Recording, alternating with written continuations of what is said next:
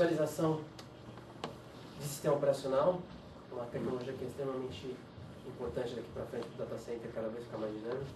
Ela mostrou a nossa tecnologia que está embutida dentro do Windows Server 2008, do Hyper-V, e a nossa ferramenta de gerenciamento, que é o System Center Virtual Machine Manager.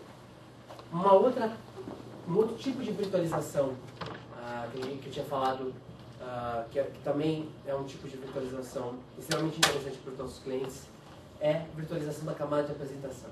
Então, o que é isso? Deixar a aplicação rodando dentro do servidor e trazer para o usuário só a tela daquela apresentação, só a tela daquele aplicativo, fazendo com que ele possa utilizar na ponta hardwares mais antigos, hardwares que não tenham poder de processamento. Mesmo assim, ele possa ter a mesma experiência que se ele estivesse executando um aplicativo, seja ele o Word, o Excel, qualquer aplicativo que seja, na mesma máquina. Chama de terminal burro, né? Que é o famoso terminal de banco. Né? Que é um terminal que realmente não tem processamento na ponta, onde a gente passa as aplicações virtualizadas para ele. Então a gente já tem essa tecnologia há um bom tempo dentro do Windows Server, chama de Terminal Services. O que a gente fez foi melhorar alguns aspectos dela. Primeiro, a gente agora permite com que os usuários acessem essas aplicações via terminal de qualquer ponto da web, sem ter que criar nenhum outro protocolo, através do próprio HTTP, que é o protocolo normal que a gente tem dentro da web.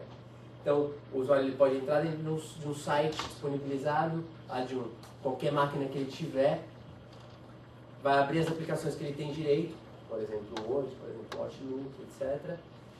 Ele vai poder acessar esses aplicativos da onde ele estiver, vai vir só a tela para ele, mas vai dar a experiência exatamente igual se ele estivesse acessando a máquina dele dentro da rede corporativa, com toda a funcionalidade desses aplicativos instalados na máquina. Então, a experiência que ele tem é extremamente igual a que ele teria se ele tivesse os aplicativos instalados.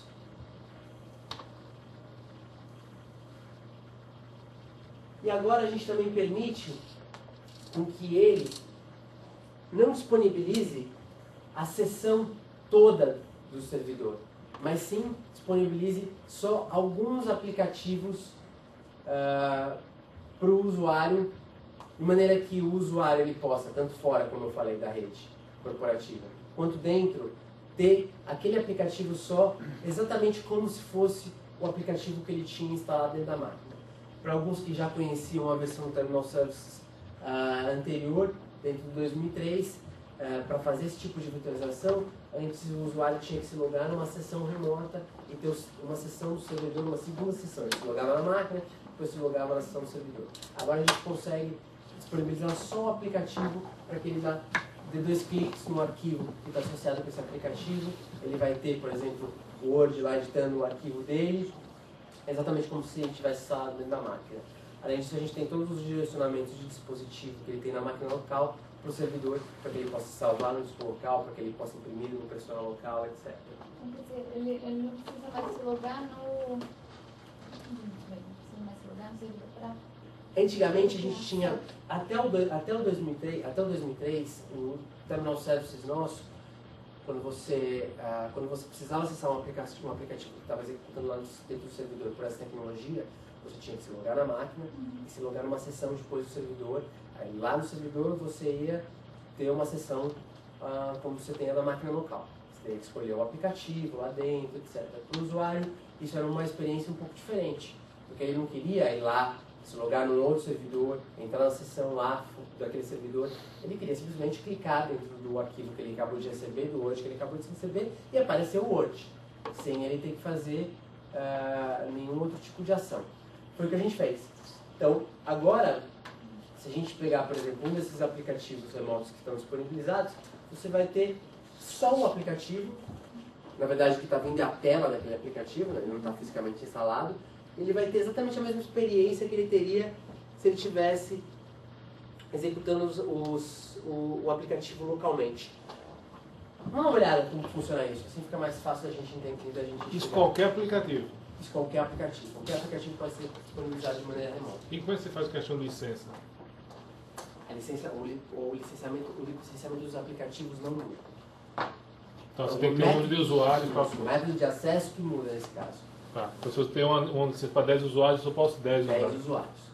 Não permite acesso senhas simultâneas, não. Não, daí depende do aplicativo que você está utilizando dentro do servidor. Cada aplicativo respeita o modelo de licenciamento dele. Por exemplo, no meu caso, que sou uma editora, eu poderia colocar lá todos os meus softwares de edição, o Photoshop, o InDesign, dentro desse modelo?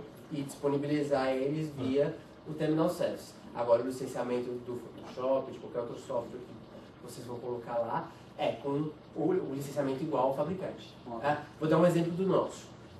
Word, por exemplo, o Office.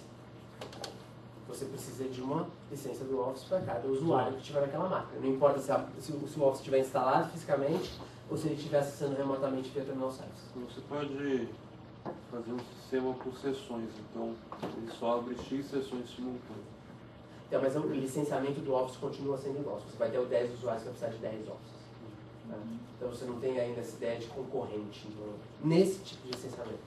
Tá? Cada software respeita o licenciamento de cada software. A gente fez... Mas, por exemplo, o Word, a capacidade de processamento que o Word exige da máquina não é alta, mas do Photoshop é alta. E isso, como é que você administra isso? Ele vai estar sendo processado dentro do servidor. Tá. O servidor normalmente é uma máquina mais... tem um poder de processamento muito maior. Então ele vai estar usando o poder de processamento do servidor. A máquina do usuário pode ser uma máquina antiga, ou um terminal burro, que a gente chama de thin client. Eu trabalhei numa empresa que tinha vários Pentium 1 Lentiums. Lentiums que precisavam ser trocados. Só que trocar todos ia custar muita grana. Então a solução que se adotou foi colocar justamente um servidor de 4 núcleos. E o Pentiumzinho velho, ele passa a rodar como se ele fosse como se ele fosse um Xeon. Então ele ficava numa velocidade absurda. Porque com isso você permite trabalho distribuído, né? Então, em vez de você trocar todas as máquinas, você troca só o servidor. Exatamente. Distribui o software só a partir do servidor. Ok. Nessa máquina aqui eu tenho executado aqui um Windows Vista. E como o próprio Alex falou, podem reparar que aqui eu não tenho software instalado aqui do Office. No caso aqui eu estou demonstrando com o Excel, mas eu não tenho o Excel instalado aqui, nem em Program Files, nem no resto, nada. O que eu posso fazer é o seguinte, eu posso, por exemplo, ter uma planilha aqui copiada na minha máquina, e quando eu passo a trabalhar com Terminal Service, o que ele permite fazer? No caso aqui eu vou clicar no aplicativo, ele vai aproveitar a minha autenticação já feita na máquina e vai abrir o Excel. Com detalhe, onde está esse Excel? Está instalado na máquina? Não. Ele está instalado no servidor. Todo o processamento desse Excel está tudo sendo feito lá no servidor. E ele está piscando lá por quê? Oi? Está piscando lá em cima por quê? Porque é o seguinte, aqui, quando eu acabei de instalar essa máquina aqui, esse Excel pela primeira vez, então eu tenho que configurar aí na parte de políticas, tá ok? Então está disponibilizado. Mas já está funcionando já, tá ok? Então um detalhe bem interessante, quando o Alex falou sobre virtualização de apresentação, justamente isso. Eu estou virtualizando essa camada de apresentação. Todo o processamento está lá no servidor. O que ele está passando para a máquina do usuário? Sinal, atualização de tela, teclado e mouse, de uma forma compactada. E um detalhe bem interessante, eu posso instalar, por exemplo, nesse caso aqui, o Excel da minha casa. Esse é um negócio legal. Então, vamos pensar no outro fator também. Você não sabe como isso resolve o problema. E custo, né, principalmente, porque o processamento numa máquina só você não precisa ter Exatamente. Não, você precisa ficar atualizando máquina, né? Porque Exatamente, se fizer uma atualização de software, atualiza no único ponto. Outro fator é, se eu perder essa máquina do usuário, meu diretor, ele precisar utilizar o Excel urgentemente, eu tenho que ter uma outra máquina com Excel instalado. E não perde os arquivos. Exatamente, não perde. Eu posso até me redirecionar esses arquivos no servidor. E se quiser, eu posso fazer isso aqui também. Montar uma página web onde ele pode adicionar um aplicativo. Um Word, Excel, eu posso deixar isso disponibilizado. Mas, por exemplo, a minha licença de Word eu posso replicar no meu usuário web. Sim, aonde você está... Não, assim, Como você está acessando não importa. não importa, mas minha licença está replicada, então... Tá.